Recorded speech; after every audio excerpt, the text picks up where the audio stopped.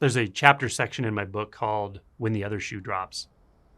And what I was referring to in this section is that many people, whether they're interested in spirituality or not, or awakening or not, or even believe any of this is true or real, many people have experienced this where through some means, even just total happenstance, but sometimes through the use of a psychedelic substance or even a near-death experience or some sort of trauma or some tragedy in life or some disruption in the apparent continuous perception that you are living a life in the way you think you are.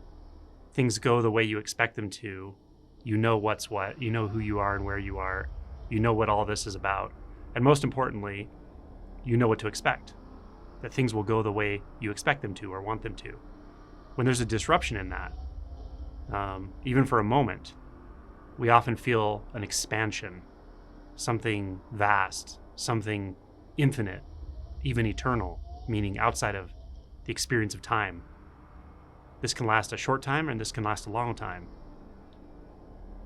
But when we get this experience of expansiveness, often we conclude, whatever that was, I want more of it. It was astounding. It was a game changer as far as your understanding of what kinds of experiences are available to you.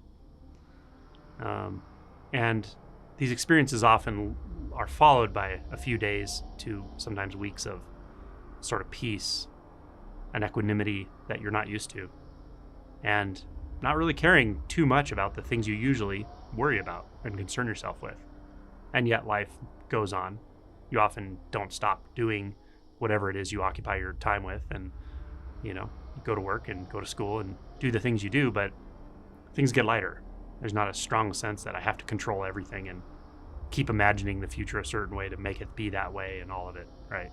That just calms down a lot. And what's revealed when that calms down is a certain kind of peace. So again, this has happened to many, many people I've met, even completely outside of spiritual circles. It can happen quite randomly. But sometimes it happens with certain kinds of practices or activities that can lead to it. So this chapter section called When the Other Shoe Drops, what I was describing is that once this happens to you, you've opened up a lot of space, let's say, for experience. I'll use the term consciousness. You've opened up a lot of space and consciousness. And what usually follows that, or often follows it, is something that's quite the opposite, like a contraction. Or if I wouldn't call it a contraction, I might just say opening that space allows some repressed, often emotional material to come to the surface. Fear, anger, confusion, disorientation, frustration, shame, guilt, right? Sounds bad, but it is what it is. These are repressed emotional energies that we have avoided for so long. When we open up that much space, we sort of invite anything that's repressed, or we expand our sphere of experience, which not only allows us to come into contact with expansiveness and the infinite and the eternal, but it also allows us to come into contact with the shadow material, the repressed material. This is all lawful. This is how it's supposed to be. It's okay. But it can be very surprising when you move from this expansion to this heavy, muddy, contracted space, this feeling of resistance, saying no to your experience, emotions you'd rather not feel, etc., etc.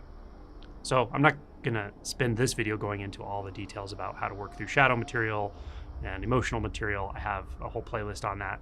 I also have book chapters on this and so forth. So what I really want to just say is that this can happen to various degrees, but often the deeper our experience of stopping the usual mind momentum, and the more expansion that often comes with, the more we kind of start to go on a bit of a roller coaster ride where the next phase is that repressed material, and then somehow we move through that and let go again, and we notice some expansion.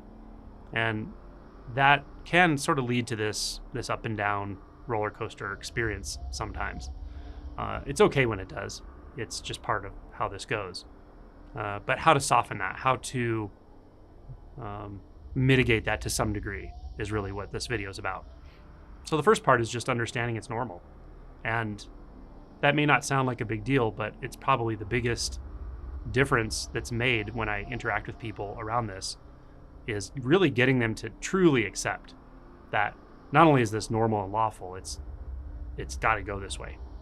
You've got to see it all. You've got to feel it all. At some point, it's just all coming into consciousness. So welcome it. Do your best to welcome it, even when it's uncomfortable. Even when part of you would rather not be experiencing it right now, it's here. So be okay with it to the degree you can. At least be willing to be okay with it. And again, knowing that it's normal, it's part of this process, is really helpful.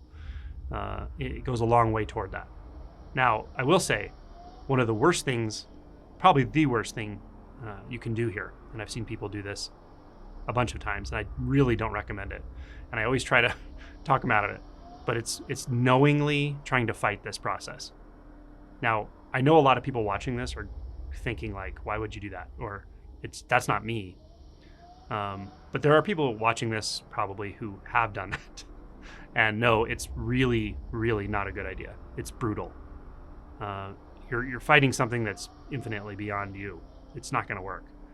And it will cause untold dysphoria. It will make it very, very difficult to move through this process. And will even make it difficult to just live your life as usual, because you're going to be resisting everything. If your insight has shown you that world of me and mine and what I want and where I think things should be and being in mental control, if it's shown you that that's not real, you can't make that real again. It's not going to work. There's no way you can make that real again. You can, kick your feet, stomp your feet, shake your hands. I don't know, but get upset about it, rail on it, complain about it. It doesn't matter. It's not going to budge. Nothing's going to make you really feel better until you accept it. So that's good news. The power is in your hands. So this is a subset of people, but it's a very real phenomenon. And I feel really bad for people who do this because they don't realize it. And then even sometimes when I tell them, they don't want to hear that, because part of them still wants to believe they can be in mental control, and yet they know they can't. So don't fight yourself, and don't fight something that's infinitely beyond yourself. It's just not a good idea. So to overtly go to war with this process when it starts to unbind, when everything starts to unbind, when you start to feel these expansions and contractions, is just not a good idea. So that's the first part. Accept it, understand, yes, this is how it goes. I will be as willing as I can. And sometimes that's just an affirmation, just saying, hey, this is uncomfortable, whatever's here right now, but I'm going to give it space. I'm going to give it time and attention. I don't know what it is. It feels contracted. It feels like a tension in my chest, a tension in my gut. But let me just put my attention there. There are sensations. They're vague. My attention wants to bounce back into my mind and talk about this, describe it, get angry about it, analyze it, look for a solution to it. That's all mind. Those are thoughts, and those are okay. Come back down into the sensations. What do you actually feel there? Just feel it. Whatever it is, wherever it is. You'll always find it in the body. When there's a contraction, when there's repressed emotional material, whatever's there, you're going to find it in the body. But once you start to touch into that, just notice the tendency to go into mind, which is any kind of labels, descriptors, conclusions, strategies, is strong. It will be strong at first. But just gently notice, okay, those are thoughts, and return your attention to the sensations. You'll notice that tendency to run away will weaken. May not happen right away, but it will happen. You'll have the ability to actually remain in those sensations, in that sensation field. And then you'll start to come into contact with the more fundamental beliefs, like, this shouldn't be here.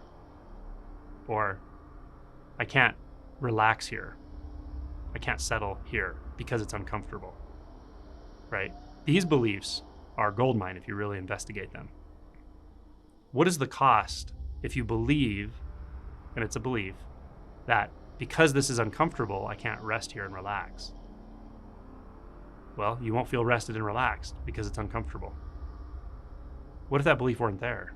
This is uncomfortable, and I can rest and relax here.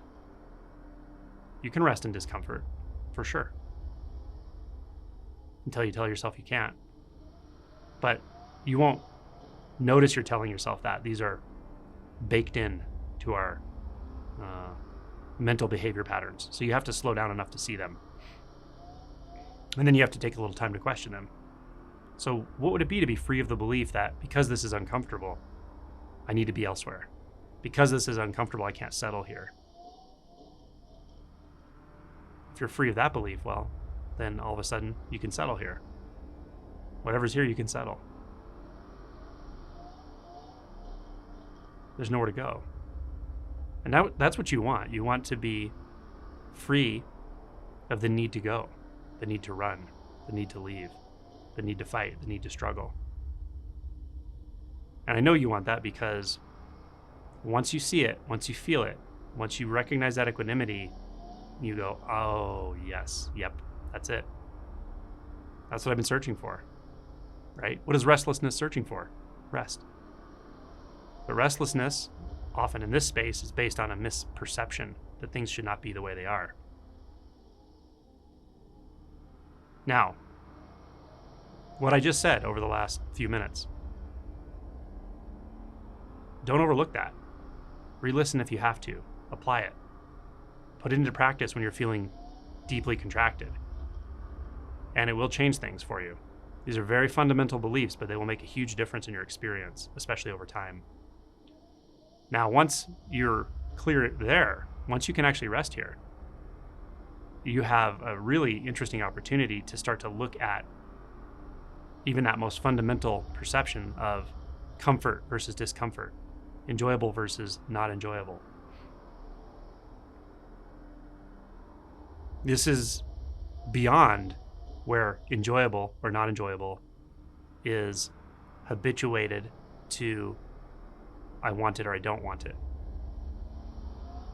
So we can actually come into contact with something that's either comfortable, uncomfortable, neutral, whatever, and be free of the need to want it or not want it, to go into strategies, etc. But we can even penetrate further.